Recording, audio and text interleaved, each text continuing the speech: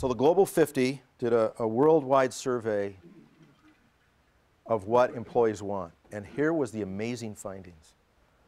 There was no difference, no statistical difference between people in their 50s and people in their 20s. And what they wanted was businesses that were committed to the triple bottom line. In other words, they wanted to know that the product we produce or the service we provide improves the lives of people in a meaningful way, somehow, or the process in which we do it. So one of the companies I work with is Gap, and they have a program called Personal Advancement, Career Advancement. It's a program that they really promote in their factories in Bangladesh and India, mostly for young seamstresses who are semi-literate. And in this program, what they are trying to do is, first of all, help them be literate, help them be educated, help them become women of the 21st century. They have a motto called Wear Your Passion, and their passion is it's more than about the clothes. It's always been more than about the clothes. Since Gap was started, it was started by a very alternative thinker, Don Fisher, in 1969. Now they're so big, they're putting real muscle behind this whole development of women in developing nations through employment at Gap. So now, the more Gap clothes that we make and buy, the more and sell, the more people we can employ, the more women we can impact. In other words, there's many ways to do good. The other is that people want to be involved in improving the health of the planet.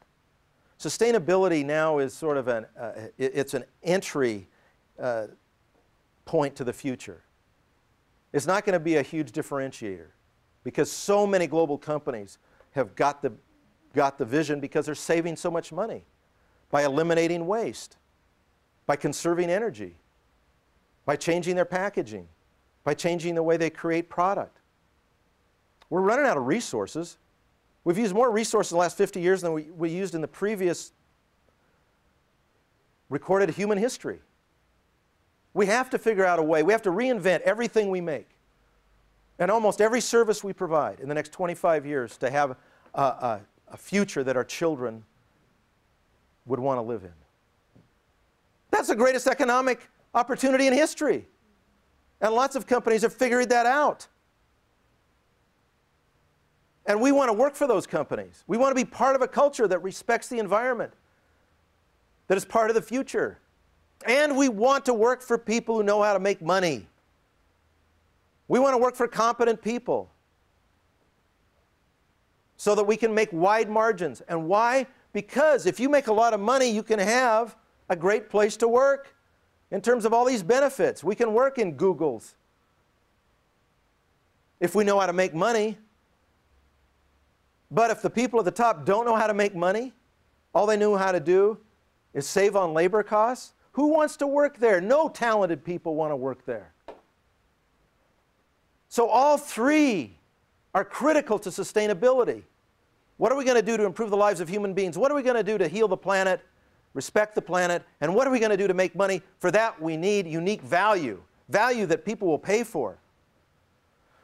So, how do you get this out of the abstract?